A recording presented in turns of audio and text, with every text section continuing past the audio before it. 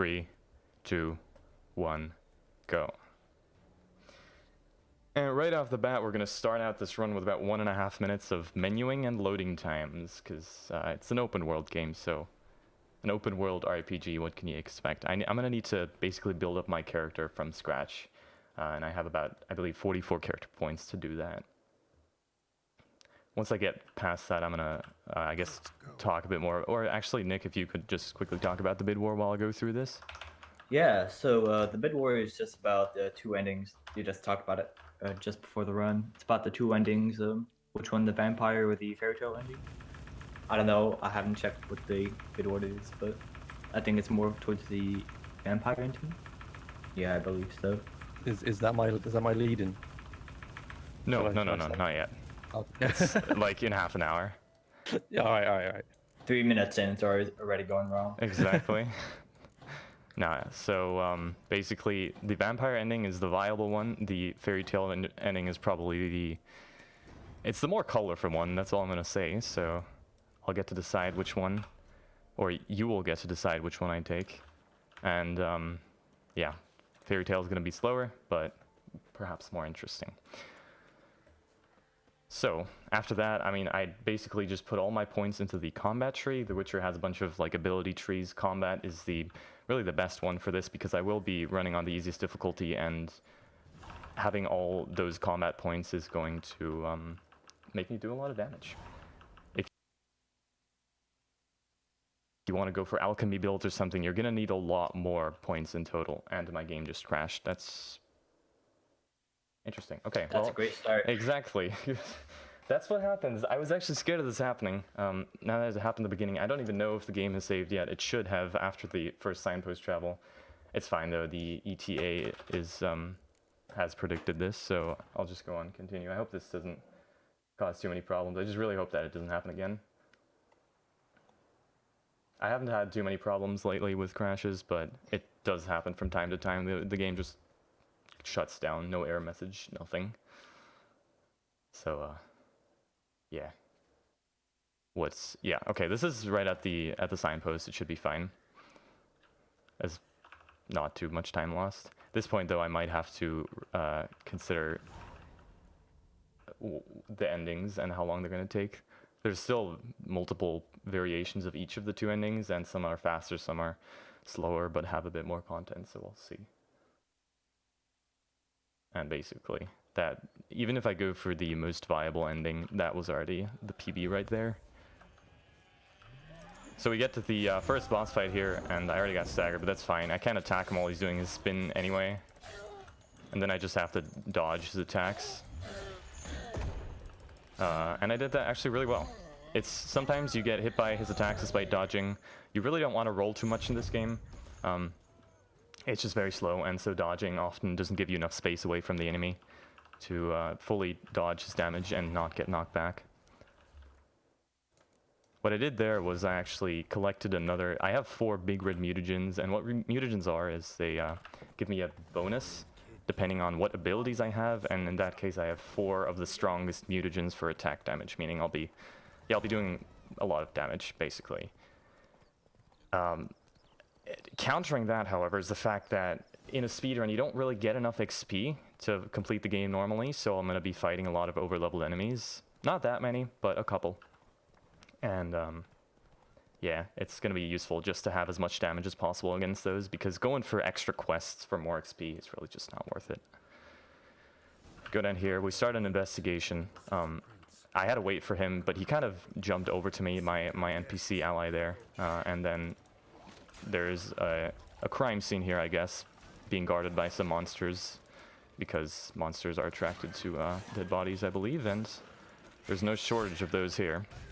So these ones are special because they explode once you get them to low HP, and their explosion radius is massive, so there's very effective ways of dealing with these. Generally, though, that's not how I roll.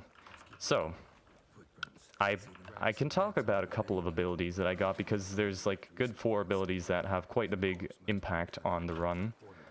I'm not going to start with Rend or Whirl yet because I don't use those for a while, but for now I have a beautiful RNG ability called Sudden Death, I believe, which gives me a 6% chance to insta-kill an enemy I'm attacking. So that will happen from time to time, where I just get lucky and get an insta-kill. The second ability that I'm going to be using a couple of times, it's a passive, so I guess I'm not really using it, but kind of, is called Undying, which allows me to die and not actually die. So once my HP goes to 0, I'll regain my HP under the condition that I have an adrenaline point. So as long as I have an adrenaline point, I'll be fine, which allows me to take damage and hits and kind of skip parts of fights that way. It's totally not because I'm scared of dying all the time and really need it. But it's useful. It's definitely useful all over the place. And in combination with that, I get an ability which grants me a free adrenaline point every time I go into combat. So I have a lot of safeties in place, so to say. So Roach, I guess, is something else to talk about. It's quite the topic to break. It's my horse. She is the main mode of movement. Exactly, yeah.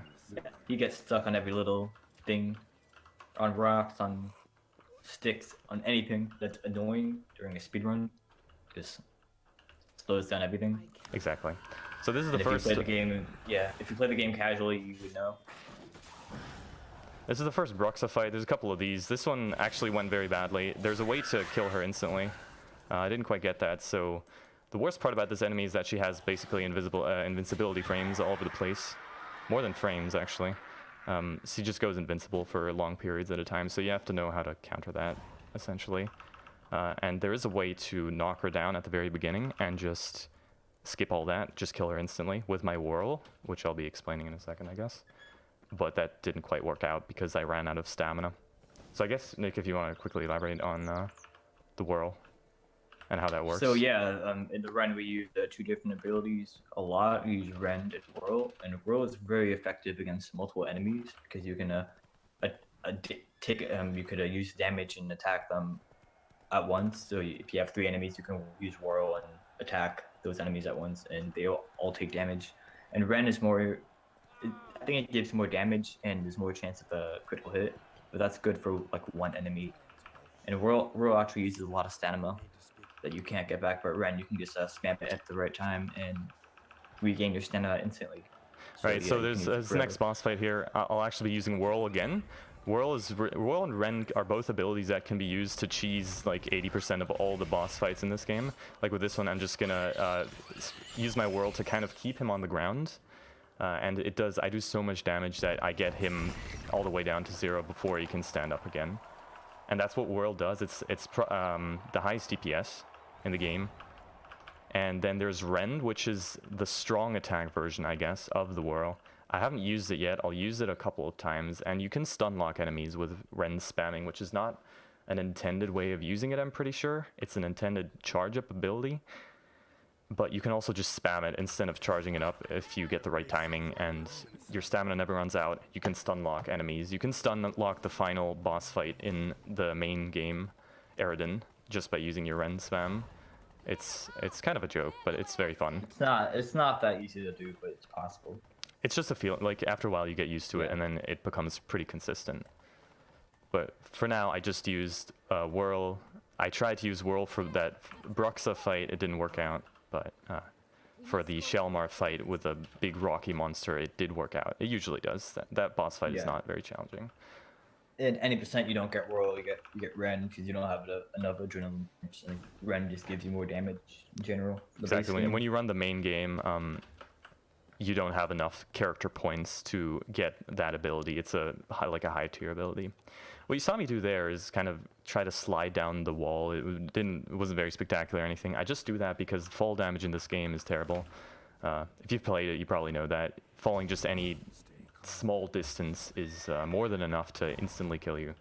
So you try to avoid falling large distances at all costs. And if I would have not used that wall to break my fall, I would have died. It's like one notorious spot where it's super easy to fall down and die. I picked up this unicorn here because my horse is currently disabled. It's like I can't use it, I can't call it. So I need some kind of fast movement. I don't technically have to collect the unicorn. It's not part of the quest. but it's just useful because it allows me to move around the map a bit quicker for this part. There's like a key in the water here which I can just collect without even diving into the water. And then right from the water I can mount back onto my horse without going through the animation of Geralt stepping out of the water, which is pretty slow. And then we get to a part where I switch to Death March, which is the hardest difficulty.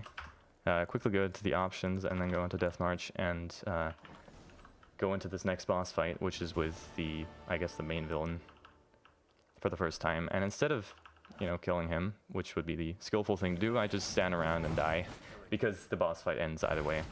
And he only one-shots me on Death March, so that's why I try to menu as quickly as possible and turn it from easiest to hardest difficulty, and then right now I turn it right back. And the reason for that, why I turn it back instantly, is what I'll be doing right here, which is, I guess, called a meditation cancel. Meditation in The Witcher is really important because it does two things for you. It replenishes your HP and it replenishes your alchemy items. If you look at the bottom left of the screen, I have certain potions that I use all over the place. In order to fill my inventory back up with those potions, I need to meditate. And the animation for Geralt of meditating is really slow. He kneels down for like a good 5 seconds and then stands up for another good 5 seconds. So what I do is I use one of my magical abilities, one of my signs, in order to cancel the animation. Which is it's fine most of the time, but sometimes it can glitch out Geralt to basically be really difficult to control. You can't jump with him, you can't attack, you can't interact, and it lasts for about 10 seconds. It actually just happened there, but since this is a part where I don't have to interact with anyone, it was fine because I just had to run up the stairs, and you can still run when you're in that glitch state. So you basically skip the meditation animation, but there's always a good chance that you glitch out the game for a couple of seconds. You just have to make that trade-off, see if it's worth it. And here I kind of try to jump down the hill with Roach, which usually goes a lot worse than it does because Roach is scared of everything, of every little ledge, so you can imagine what happens when you're trying to run down a mountain slope. But it worked quite well there. And here I am running to the cemetery. This next part, nothing much happens for a while. For now, I just go visit my vampire friend. And with that, I would also like to quickly talk about the dialogue, which some people probably have been wondering about so far, why I'm skipping through that so quickly. We used to not have anything for that, so what we do is button mash. And I can actually show off button mashing in a second here. It's not pleasant for any of the involved participants, especially not for myself. It's very annoying, yeah. Yeah, so what you do is you spam spacebar, right click, and whichever dialogue choice you're about to make, which is on one of the number keys. So I guess I'll just show it off in this next dialogue segment, but I used to do that for a long time, and I got so annoyed by it that we chose to simply replace it with an auto hotkey because it's like... It's easier, it doesn't break your keyboard. It's more consistent. So this is what it would be like if I was button mashing. I actually switched to a membrane keyboard just to make it less annoying for people watching, but now we have a macro, so it goes a lot easier, it's more consistent, and you don't have to buy a new keyboard every 2 weeks. Okay. Good, that was it's actually going quite decently so far, except for that crash in the beginning. The thing about The Witcher is that it's not at all open to like quest skips. You have to go through almost every single quest objective, which is really annoying because it makes finding new strats very difficult. There's actually a glitch that you can do where you can use your horse to clip through walls, but it has basically no uses because whenever you clip through a wall and you go to an area where a quest goes later on, that quest can't be activated yet because you have to go through almost every quest trigger. Doesn't always apply, but for most cases. So yeah, that's difficult trying to get fast at this game. But I mean, 45 minutes for a run like this is still fine. So this next part, we go into like a haunted mansion, and what I do here is I leave my horse standing at the entrance. I could technically take her all the way up to the house, but the reason why I leave her there is because she like attracts monsters, and this place is full of monsters. It's not important yet, but once I leave this place, the fact that they're all crowded around my horse is going to be useful for me to just sneak past them. But for now, I just have to do some investigation. I need to like collect the saliva of some monster that lives here. And I need to do some investigation of the objects around this house.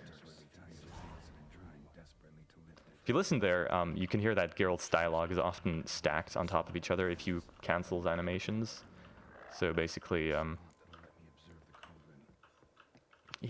there's 5 Geralts talking at the same time, essentially. It's not very pleasant, but the volume is so low, it should be fine. So now I leave this place.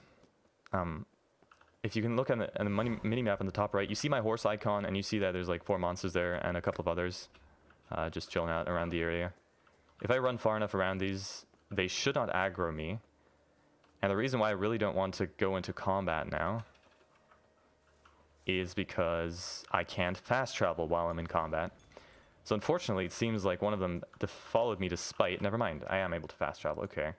So basically, Geralt has you have 2 stances in this game, combat or not in combat, and whenever you're in combat, you can't really interact with any quest objectives, so you got to try to avoid combat if you want to like fast travel with a signpost or interact with an NPC or things like that.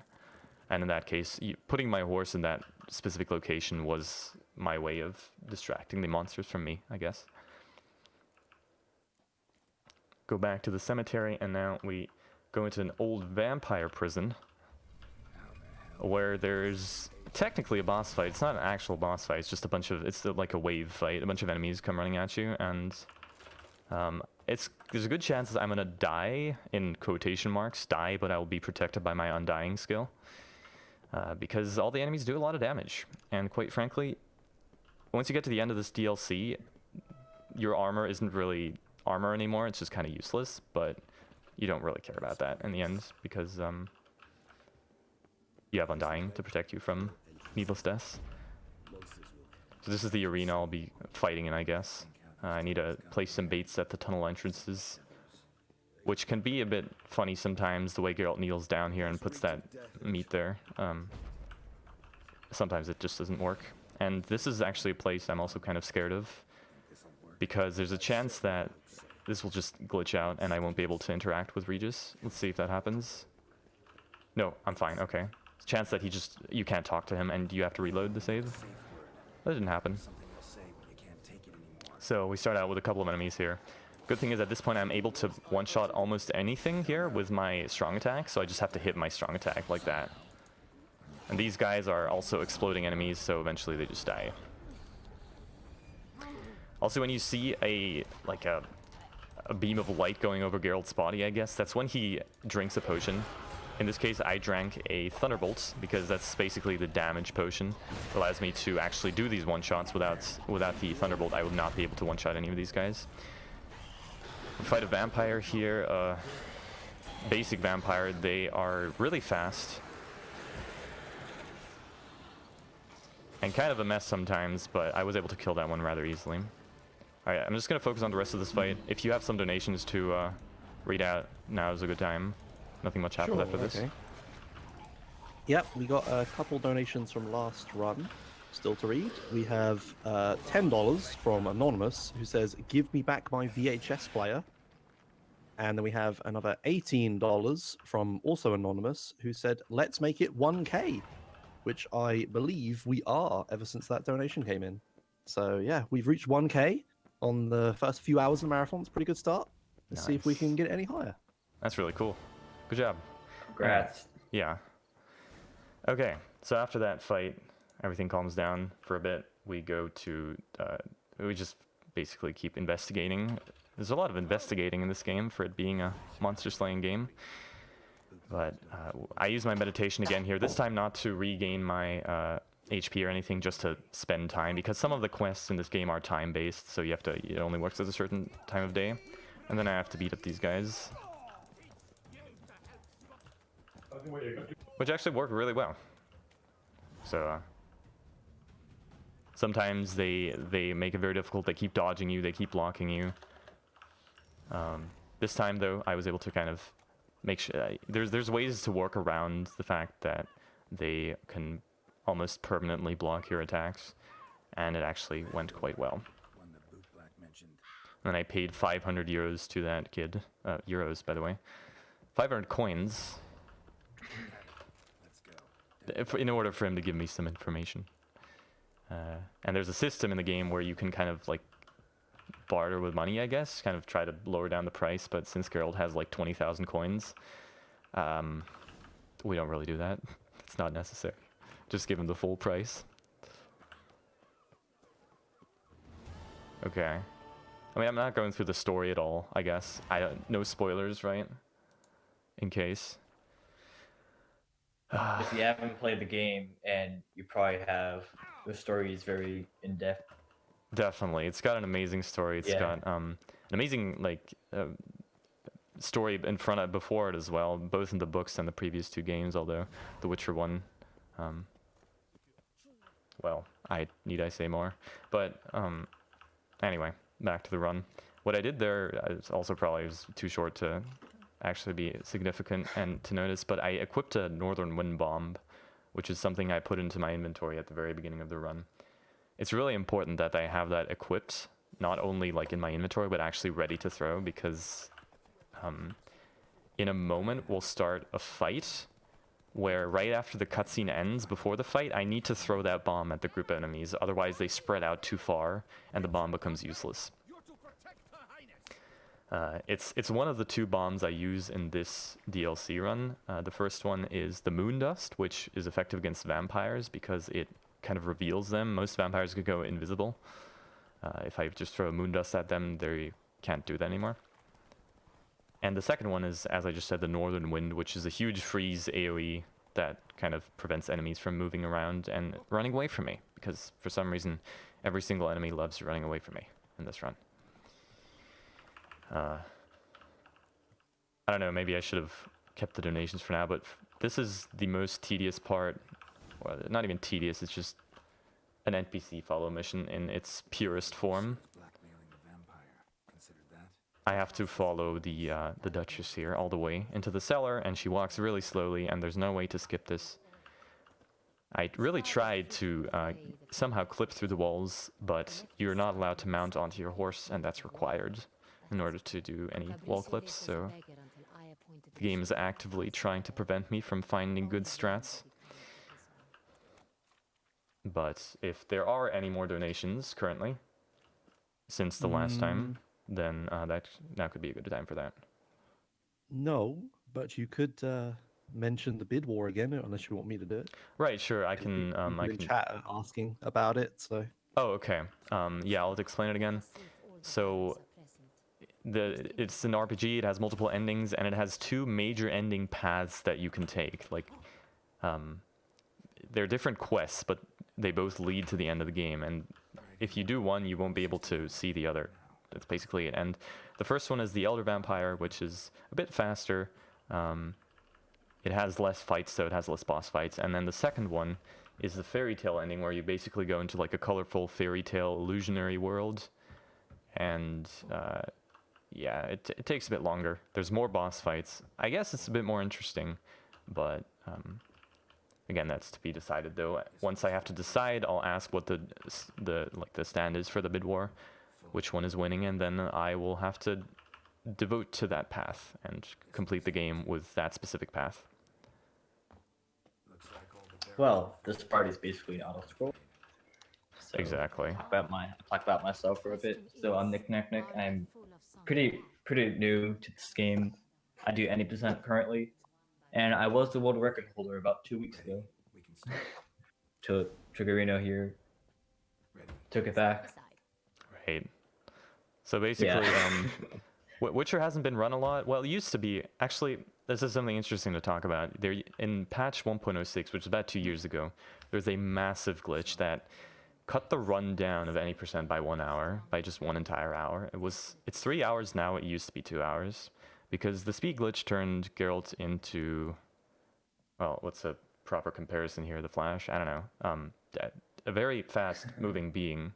He runs and attacks at like 300 to 400% normal speed. So you don't use your horse at all. You're not dependent on that. It changes the run entirely. And it's super fun. but it's kind of complicated to install the old patch. It works, but it's not the best. It's the old Angus on the leaderboard.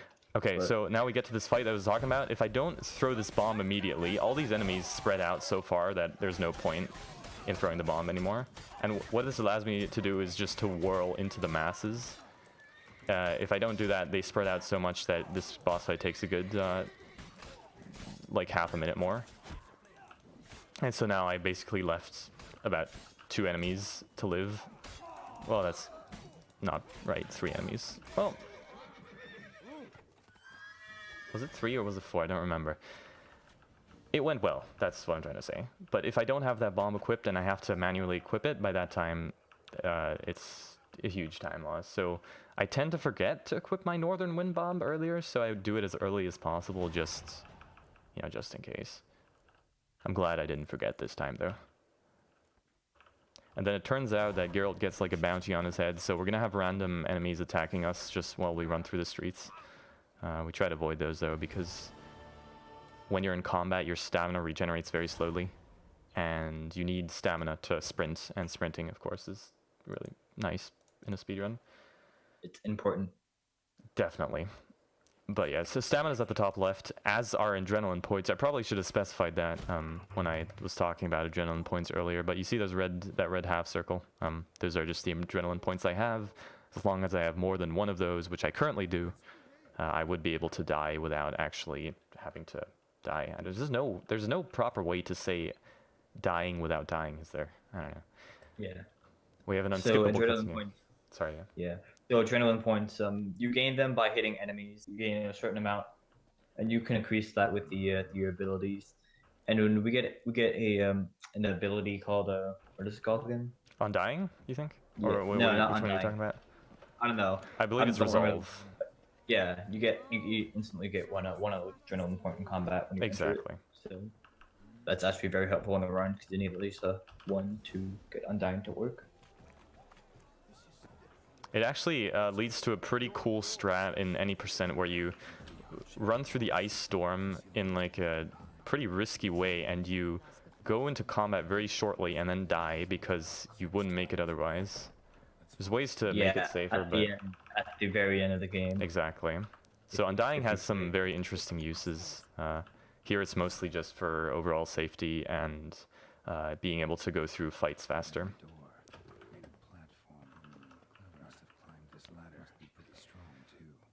So there's this huge feast here. If you've played this game, played Hearts of Stone, you know there's the wedding. This is basically the equivalent of the wedding in Blood and Wine. Technically you can go around and do random activities, but none of that is necessary, so I just cut to the chase immediately. In this case, you have to wait for Geralt to finish his dialogue in order to inspect the next item for some reason. Usually it's not like that, but I don't know. I guess Geralt needs time to process his thoughts today. Yeah. Also, usually when you if you inspect an item with your Witcher senses, if you spam space, you can be able to get out of that without going through the full animation. Exactly, but there's some segments of the game where you're not allowed to jump or attack if you try. Basically, the game tells you this is not possible at the moment, so that prevents. I don't think that was developer intended. Yeah.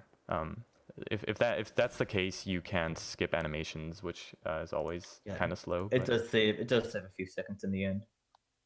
Exactly. Yeah. Over a long time, if you keep just canceling all the animations of Geralt, inspecting things, thinking, talking to himself, you save some time. Okay, now comes a pretty dreaded part of the run. There's no there's actually a pretty high chance of dying, and the reason is that I'm about to face off against about 15 super over-leveled enemies, meaning they have inflated HP and inflated damage. So that's going to be fun. We'll see how it goes. Usually it goes well, but they can generally two-shot you, so you just got to be careful and make sure you always have an adrenaline point. And then comes like a part of the run which nobody really understands. I'll talk about that when I get to it. First thing I do though is equip a new sword because it gives me like a chance to stun enemies. And now I have that. It also does more damage. Okay, so what I do now is use the Rend spam the first time. As you can see, I'm kind of just not even charging up the Rend, and I love how I just completely messed it up the first 2 times I tried to do it. If the enemy is close enough to you, you can stun lock them. And then there's some enemies which dodge it, and some which can I get find it entirely easier stun locked. to stun lock them if you hit them against the wall. It's easier to stun lock them than if you just hit them to air. Okay, so this fight is actually going terribly. I kind of messed up in the beginning, so that's why I have to be super careful because... Oh, I died despite having an adrenaline point. That's okay. This happens. I think I can do this a lot better though. It was a terrible start. I will still have to equip my sword, but what happened there is that despite me having an adrenaline point, undying didn't work. Which... Yeah, I believe it's on a global timer of when It you is, use yeah, next. right. So if Yeah. I mess it up once, if I die once, I have to wait a bit. Even though So the timer's not indicated. it's not like you can use it like right after you use it once. You have to wait like a couple seconds. There you go. I actually got it now. This went a lot smoother than the last one. I'm glad I showed off because this is what Rend spamming does with like 85% of the enemies. You can just completely stun lock them. There's, for example, these guys with the long spears. If you're not careful, you can't actually. They can still stun you. And there's this guy which just dodges everything. So the only thing that I can really do is get behind him and hit him from behind. Otherwise, he will dodge and stun me all over the place. It looks like I got him, and there we go. All right, a bit of a hiccup there, but it worked out in the end, and I'm glad I could show off how this fight's actually supposed to go. I skipped those enemies there behind me. They don't really care about me anyway, and then I throw my Northern Wind at these guys. Use my Rend spam some more on these guys, just completely obliterate them. This is one of the people that I can't really Rend spam because they're gonna stun me just like that. I dodged the stun though, so... This is also one of the people that tends to dodge my Rend, but he didn't this time, so... Had I not died there, this would have been a really good fight. That's just the bane of being underleveled. It happens several times in the main game as well. You have to be very careful because even on the easiest difficulty, you can still get one shot. I didn't get one shot there, but... The game expects you to do like side quests and all that to be a higher level, but I waste a lot of time, so we just skip all that, and you can die easily in some spots, especially at the end of the run. Okay, so I have these 2 vampire allies now, which basically kill everything.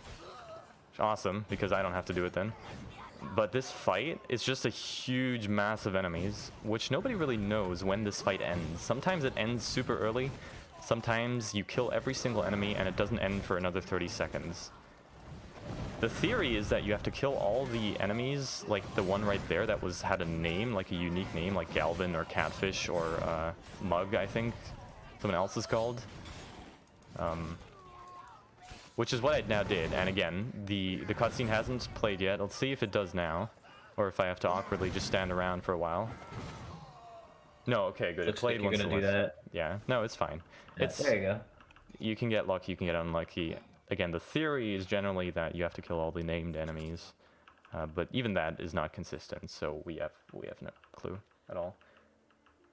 Wait, okay, cool. I can actually see the timer. My task manager is like covering the timer, but I can kind of see part of it. 33 minutes. Alright, I am a bit behind, so I'm definitely not going to go for any extra parts. Okay, unfortunately I ran out of stamina there. I'll have to kill her normally. So the thing with these Bruxa is that you want to basically knock them onto the ground with your telekinetic ability and then whirl them. But your telekinetic ability also already takes away all your stamina, so... And you need stamina to whirl, so basically you have a tiny time frame to actually start attacking them. It doesn't work half the time. But this is fine. It wasn't too bad of a Bruxa fight. It can go a lot worse. She can just start running around invisibly. Oh, damn. Sorry, I didn't remind you. I need to know the bid war stand right now. Right, okay, so the winner who just got sniped is Elder Vampire Oh, with $35. Damn, there you go. alright. that's I guess kind of relaxed. It's the faster route and the one I'm more comfortable with. But in that case, I don't fight that vampire over there, and I go run on without my ally. Cool. Okay, elder vampire. Interesting. To be honest, I expected the fairy tale in the end to take over, but that ending more fun. so if to you could say. play casually, I guess it's more fun. But the elder Yeah. vampire has like the cave, which is really awesome because you kind of go up and down onto the ceilings because gravity shifts around. But anyway, I mean, it was a chance for both. So instead of going for the fairy tale world, which is like hidden inside a book, I guess, I go for the evil king of vampires. Not really evil, he just doesn't want to be disturbed by anyone. I think it's actually hidden in the closet. Oh yeah, well, okay. Yeah. That's Same what it is, right? There's like a magical book, which if you read it, you get teleported into an illusionary world. And the person of interest is being held there kind of to protect her. So we'd have to go there, find her, and take her back. But instead, we simply go and do it our own way. Because we don't need help from anyone. Fair warning, there's about to be a really loud sound, and the nature of the sound is completely unknown why it occurs, because if you just go through the cutscene normally, there's no sound, none at all. If you button mash through it, it's very loud. Probably louder for me though, because I do have the desktop audio down a bit. Anyhow, just a warning, headphone users and anyone else who has their volume up, just turn it down a bit for now, or beware. A tiny jump scare moment. Once I get under that bridge, it's gonna happen, so right now. Originally, I thought it would be due to some, like, layering of screams. Like, if 3 cutscenes after each other had a scream in them, that basically they would stack on top of each other, but that's not the case. There's just no scream at all when you play through the 3 dialogues normally, so how that sound appears, I honestly have no clue. It's a mystery. It's one of the many mysteries of this game.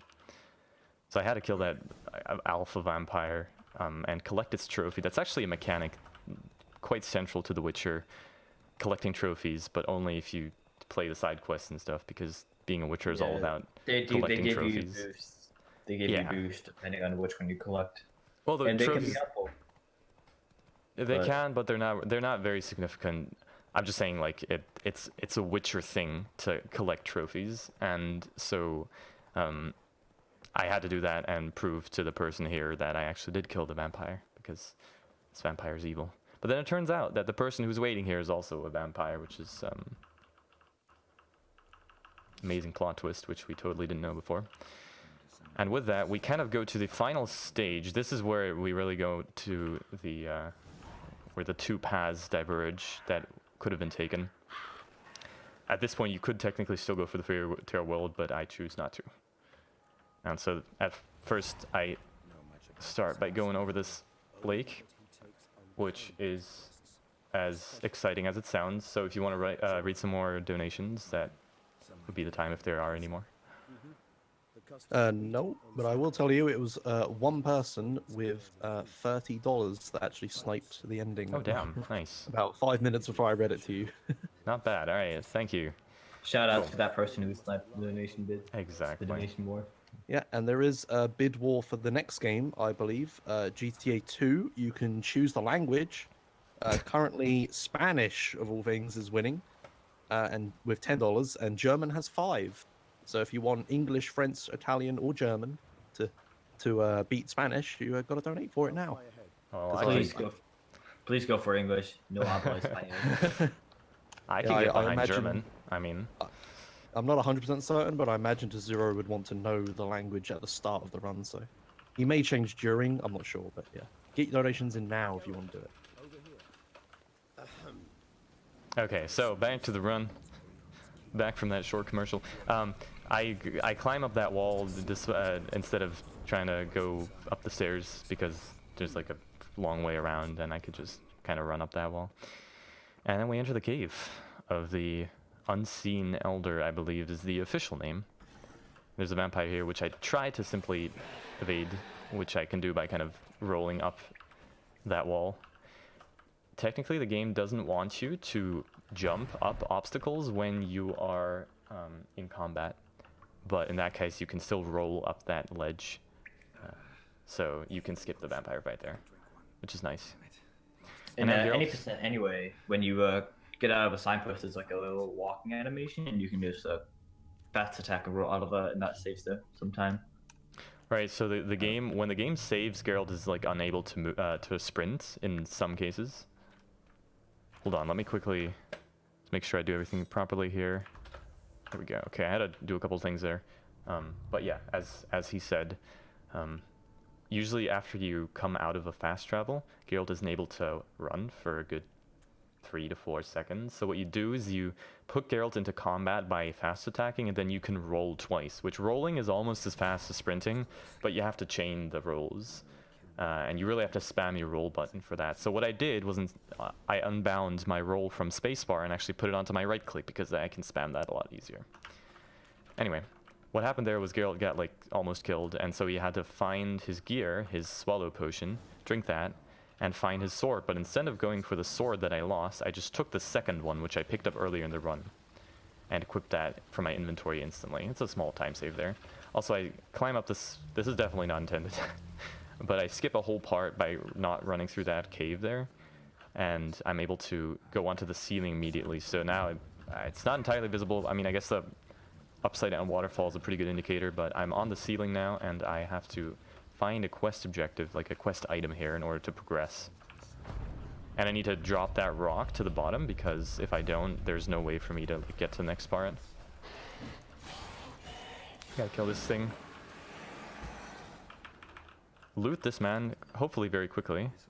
Yes, there we go. And then collect that little stone that's just lying around. I was gonna say it looks kind of awkward there, but I realized I'm running this on lowest graphics to get the smoothest gameplay, so I can't really complain that there's no good color transitions. Anyway, so now I'm back on the floor rather quickly. It's hard to tell when you look at the ceiling that I'm actually able to walk on it. It's also not on the same, it's not in the same place. Gravity doesn't actually shift, it just teleports you to the same place, just turned around. But yeah, so this huge boulder here, this wasn't there before. That's the thing I dropped from the ceiling. It allows me to walk up these stairs. And I think this is a perfect example of what I said earlier, that you can't really skip anything in this game, because there are ways of kind of climbing onto here before you go onto the ceiling, but there's no point, because if you enter this part without the stone I collected, you get killed. Like you don't survive. It's over. The elder vampire like auto kills you, basically. You can't even fight him.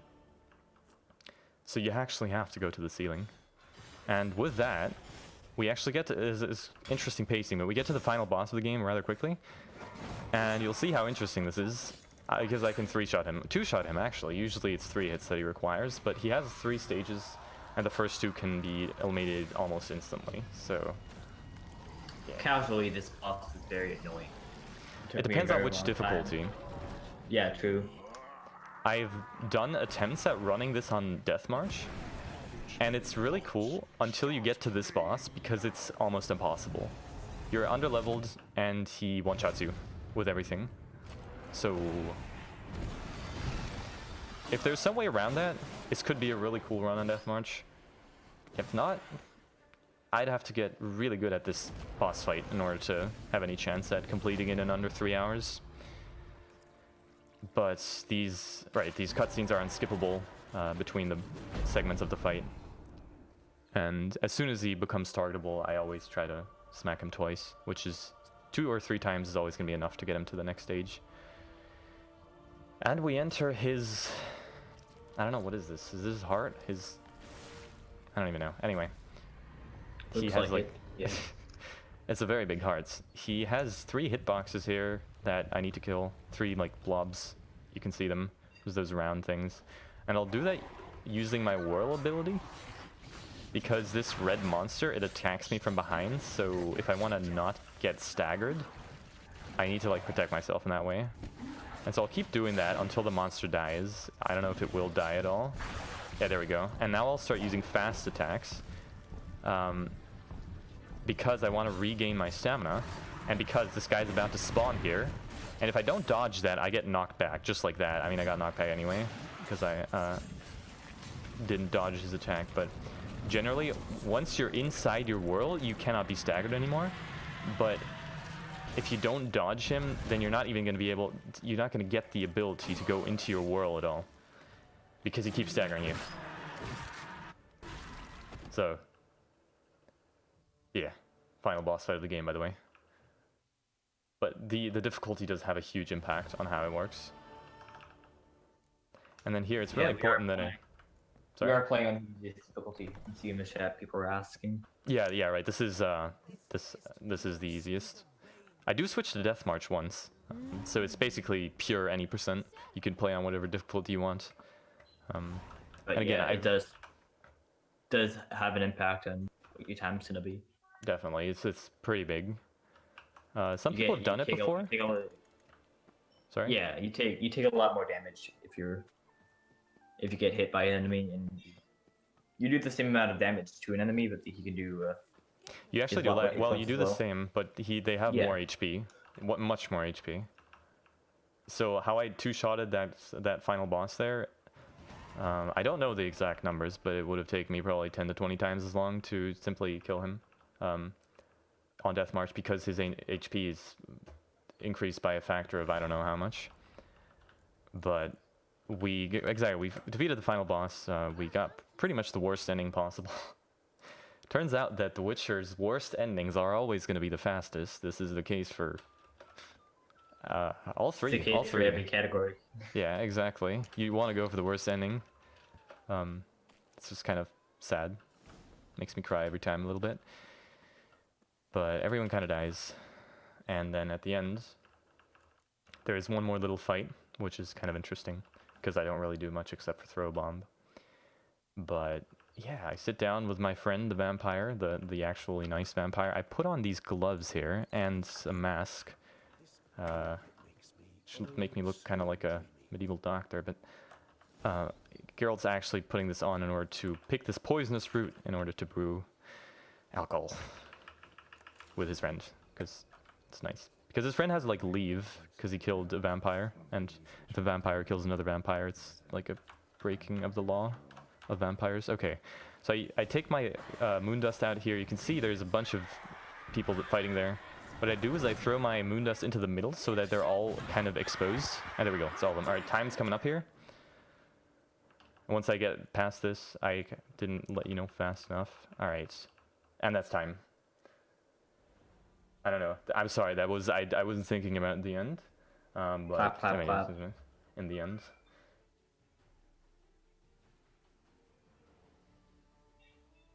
All right. I can't see it. Shout out to Philip the Cat and Gat and who are in the chat right now. Yeah. Anyway, that was that was the run. I don't have anything more planned. I mean, the bid war was that. This run would have taken quite a bit longer had I gone for the fairy tale ending. But this is basically what I would do in an actual run. I lost a bunch of time through deaths and through the game crashing as soon as I got into it. But other than that, that was a good portrayal of Geralt's adventures in the world of The Witcher. The Witchering world of Geralt of Rivia. That doesn't sound so nice. Anyway, that's it from me. Thank you so much for watching and for the bids and everything. Come watch my 90% run tomorrow, my Twitch channel. Don't do that. Time for a shameless promotion. Yeah. All right. Bye. So if there's anything else, let me know. If not, that would be it for me.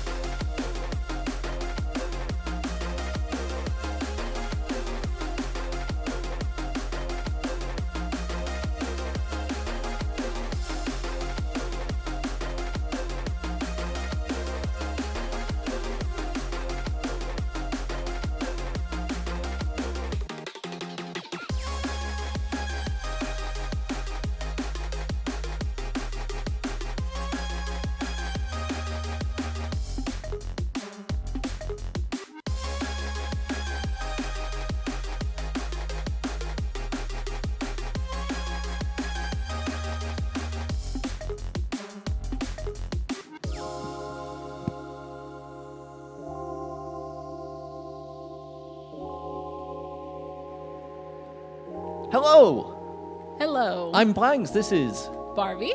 And welcome back to ESA Movember. You've just watched The Witcher 3 with Triggerino. And coming up next is GTA 2. As KZ Fru just said, T0 is doing everyone a favor. He plays GTA 2, so we don't have to. Yeah. So, currently we have a whopping $1,050. Ooh! We appreciate that, guys. You keep up the good work, and good luck to all the runners who are coming up. Oh, yeah.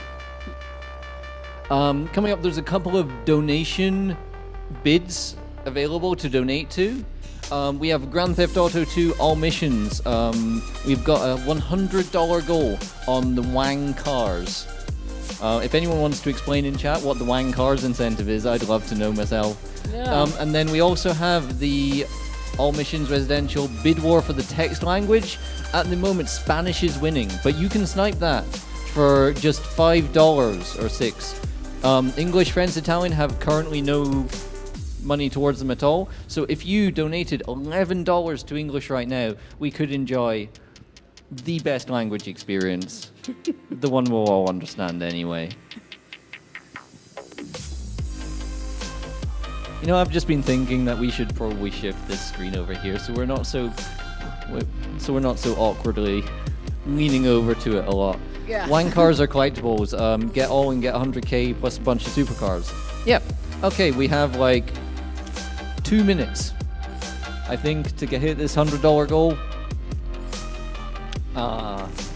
You never know. Someone out there might have $100 burning in their pocket. Is someone explaining what Wang cars is? Wang Yeah. cars are collectible. Yeah, if you get all Wang cars and get $100,000... Oh no, you get them all and you get 100k and a bunch of supercars. No. How long did that mustache take you to grow? 30 seconds. 30 seconds. Wow. Took me quite some time to grow mine. Like all of last month. So you heard the guy. $100 donation goal for Wang cars. So, how are we doing over there for setup? Narrow. How are we doing for... Is the next runner ready? Oh, the runner's ready. That means we don't need to awkwardly ad-lib anymore.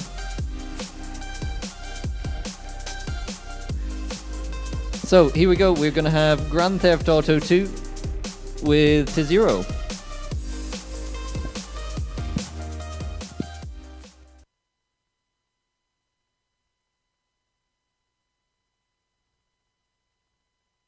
Nobody knows what's coming up next.